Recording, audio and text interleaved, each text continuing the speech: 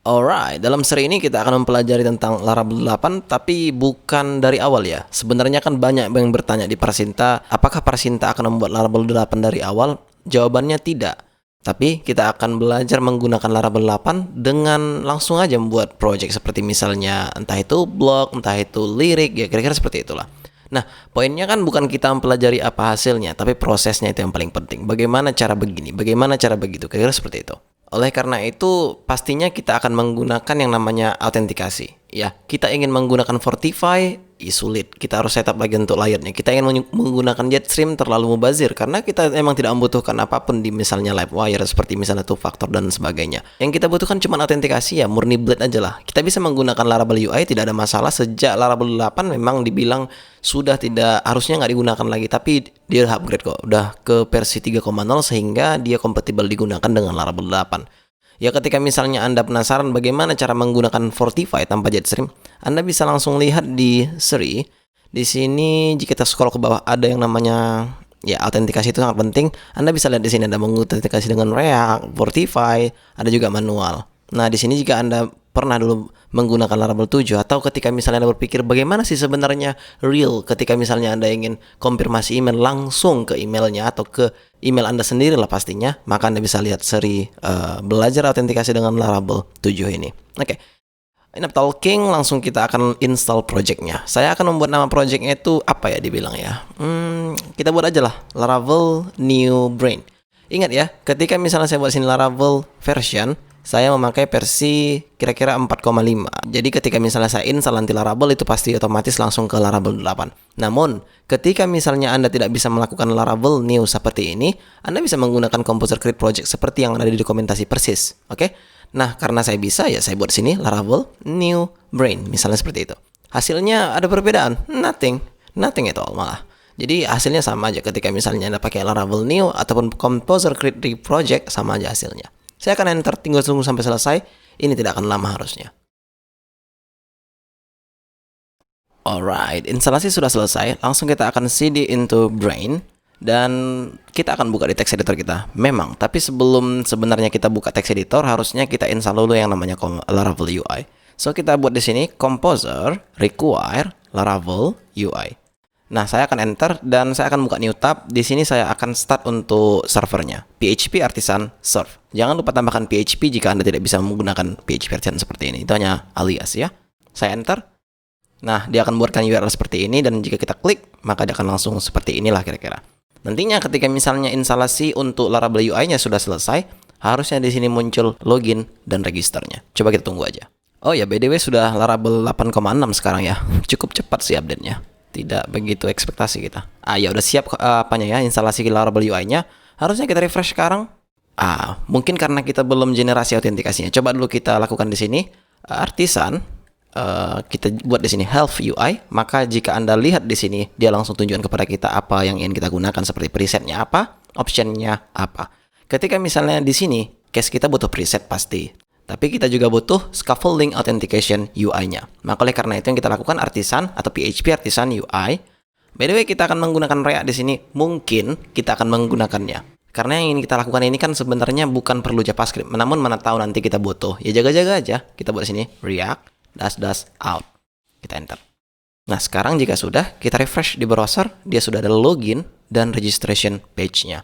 Namun ini tidak ada stylenya hanya karena bootstrap-nya belum diinstal. Atau stylenya lah bisa dibilang, karena by default ketika misalnya kita pilih React ataupun Vue, dia langsung include Bootstrap untuk desainnya.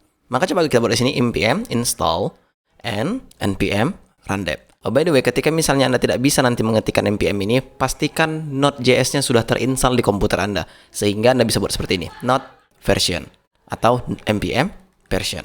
Kira-kira seperti itu. Nah, sekarang saya akan enter yang ada di sini, kita tunggu sampai selesai.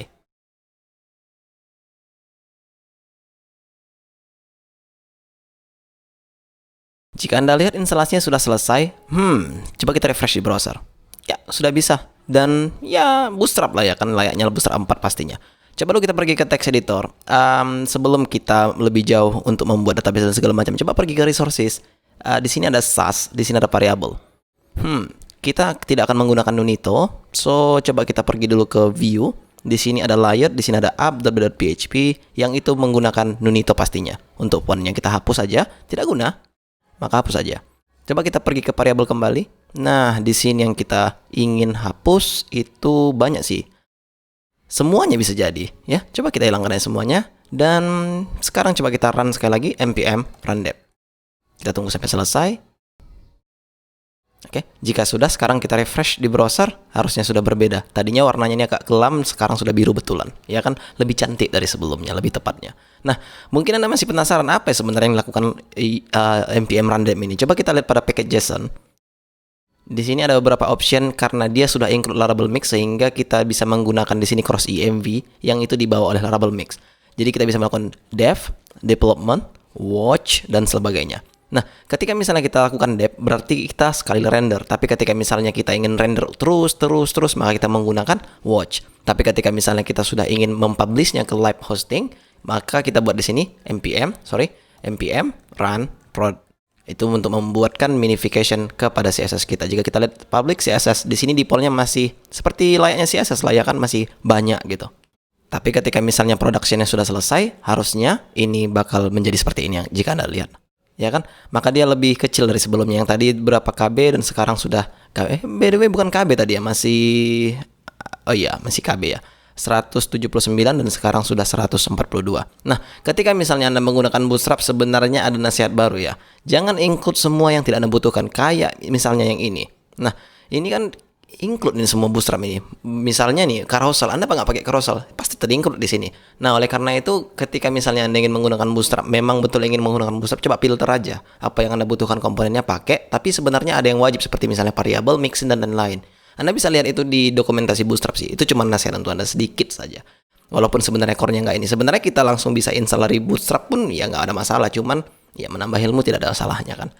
Oke, lanjut. Di sini saya sudah mempersiapkan database yang namanya Brain, sehingga ketika misalnya kita lihat .env file, database yang ada di sini akan match dengan apa nama folder kita atau project kita. Maka jika Anda belum mempunyai database apapun itu terserah, maka silakan masukkan di sini nama database-nya, dan jika sudah, coba dulu upname ini ganti menjadi Brain. Jadi ketika misalnya Anda butuh spasi di sini tidak akan bisa kecuali kita pakai di sini double quote. Itu hanya tips untuk Anda ya. Jika sudah, sekarang kita bisa artisan migrate. Oke, jika kita lihat di sini unknown database Brain. Oke, coba kita close dulu yang ini. Coba saya buat dulu database baru ya. MySQL uroot create database Brain ya. Oke, jika sudah, sekarang harusnya kita sudah bisa migrate. Kayaknya tadi kena cache itu ya, karena tadi sebelumnya sudah ada database yang saya hapus gitu. Maklum lah. Kita buat di sini artisan migrate lagi. Maka jika Anda sudah successful, harusnya Anda tidak seperti saya. Harusnya Anda sudah selesai ketika misalnya memang database Anda ada gitu. Coba kita buka Table Plus, dan jika kita lihat sekarang sudah masuk semua seperti users dan lain-lain. Oke, mungkin Anda masih bingung itu di mana itu ada database migration, ada di sini migration depot yang diberi oleh Laravel ya. Jadi ketika misalnya Anda pening, ya ini jawabannya. Lanjut, kita akan daftarkan dulu satu orang dulu.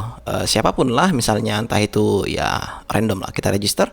Maka jika Anda sudah login dan ketika misalnya Anda ingin mengimplementasikan confirmation usernya, Anda tinggal implementasikan tepat di web.php atau rootnya lah bisa dibilang yang ada di sini, ada web.php. By default ketika misalnya kita lihat di sini tidak ada verify booleannya. Maka ketika misalnya Anda ingin membuat confirmation email, Anda bisa buat sini verify true.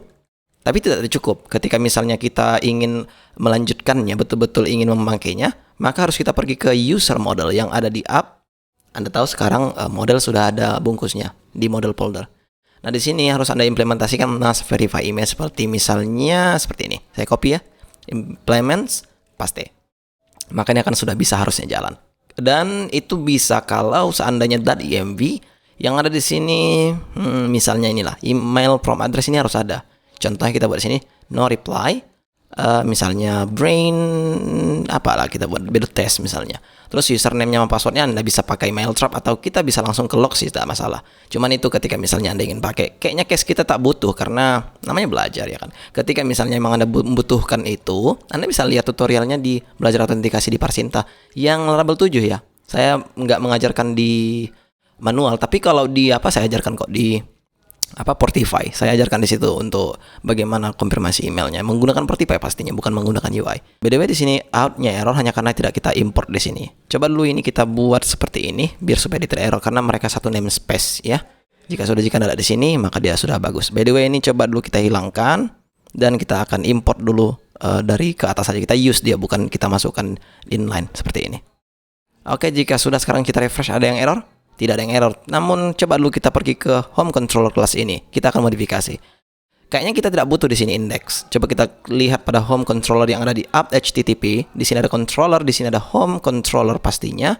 Dan dia memakai di sini yang namanya index. Dan di sini ada kontraktor untuk memastikan bahwa user yang mengunjungi homepage itu harus login.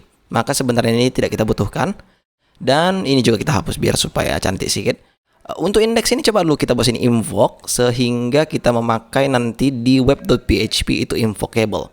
Memanggilnya dengan cara seperti ini. Hilangkan array-nya, tinggalkan kelasnya saya seperti itu.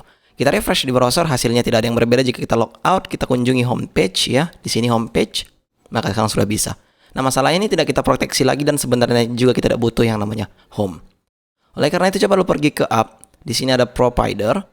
Di sini ada root service provider yang defaultnya itu akan dibawa ke /home yang itu tidak kita mau. Coba hilangkan ini. Kita refresh di browser, maka ini akan harusnya kita hilangkan juga ya di web.php yang ada di sini rootnya.